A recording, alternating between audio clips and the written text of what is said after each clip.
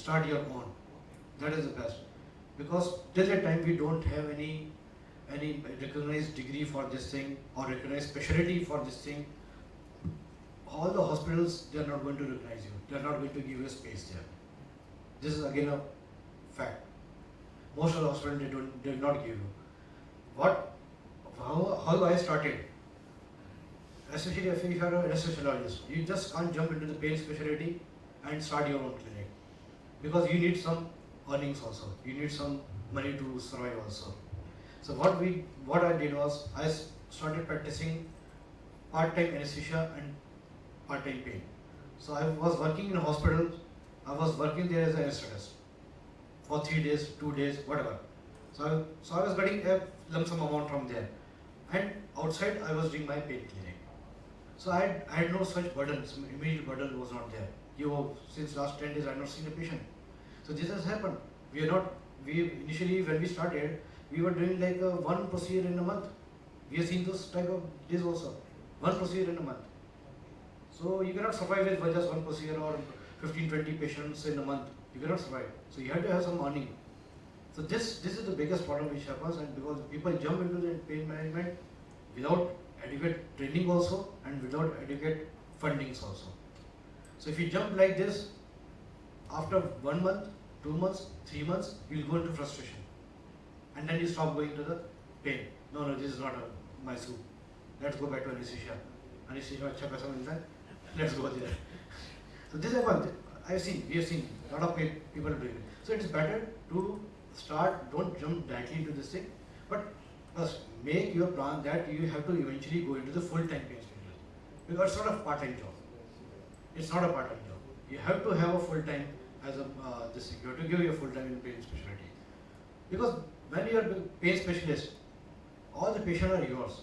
Patients are coming to you, you have to diagnose, you have to send the patient for investigation, you have to do, if you want to do interventions, if interventions are required, you have to do interventions, follow-up you have to do. So all these things comes with the private practice.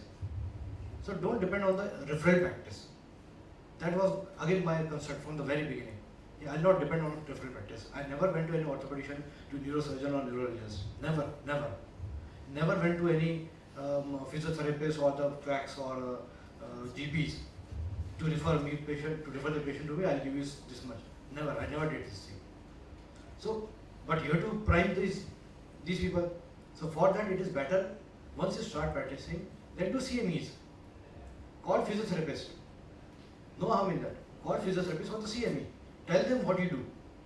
Call GPs. So first start with GPs. Don't call physiotherapist, because physiotherapist has some good knowledge about the musculoskeletal. So when you start doing CMEs, it is better to call GPs. GPs are the least knowledgeable person, I think. So that is true. Yeah, I just want to, this is a very long story. My journey into pain starts from Calcutta. In 2009, I was here in Dardia for 3 months. And that time, the pain was not, I think it was beginning of the pain management here in Calcutta. That time I remember 2-3 places. One was the ESI Sialda, second was the Charnock Hospital, and third was GD. Basically I was attached to Dr. Gautam Das. But I used to travel with Subrata Rai and Dr. Goswami in all these hospitals. And that time I was very curious to ask them that how, once I will go back to my place, how I should set my own clinic. That time was a few things. I still remember traveling at the 8 from Sialda to Howrah. Some club was there. I don't know, it is still there, some journal club or something. That was a concept, good concept, that they used to organize CMEs after 15 days or after 30 days, where they used to call doctors from some other club. So that was first my experience. After finishing my this fellowship, I asked Dr. Gautam Das, sir, now I am going back, how I should go ahead. He told me few things which I still remember. The first thing is that don't be more focused on interventions. If you are doing more than 10 to 20% of what you see as an OPD, means if I am seeing 100 patients in a month, and if I am doing 30 or 40 interventions, then there are two problems. First, either your diagnosis is wrong. Second, you're after the money. So what I did when at that time I was in the medical college there. So first I asked my HOD, you know, the first criticism is from your seniors, which are your immediate seniors, from your own specialty. So what I did, I organized first CME in my own department, where I called my own anesthetists. And next step was having a CME calling other specialties, because you don't want to impress your own anesthetist. Who wants, because if you see, I don't know, everybody is now trying to shift, they want to go to the pain management. I think the few things are very important. As Sorangi sir has rightly said, don't rely on your referrals. Even after 10 years or 5 years of your practice, you will get only 10 or 15% of the referrals. The first thing is the awareness. How you will do the awareness? Write articles about the pain management in your leading newspapers in your local areas. Go to TVs, have talks. We had a full session on that. No. Yeah. Huge marketing.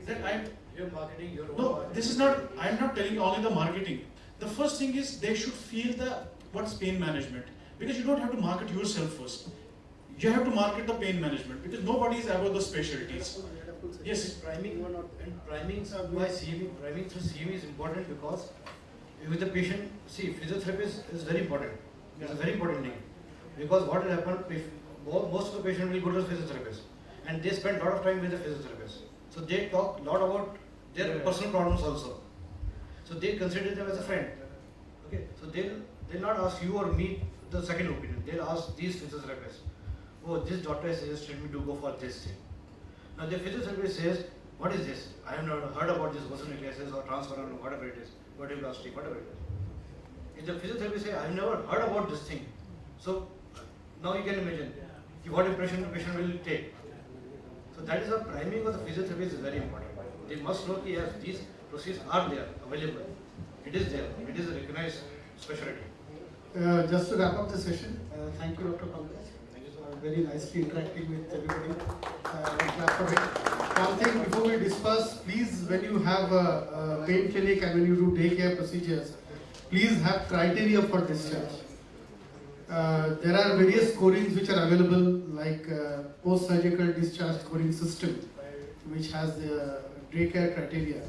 Whenever you do a block or something, if those criteria are fulfilled, please make a note and document and then send the patient. There should be somebody to accompany the patient.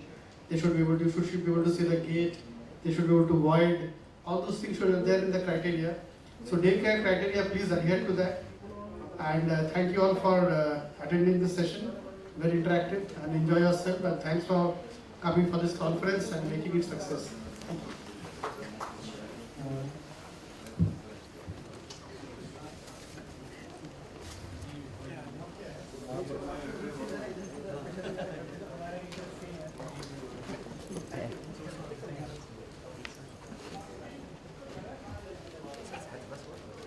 কাজ করেছে এবার হ্যাঁ এখানে শেষ Going to giving back anything. So we are back to the correct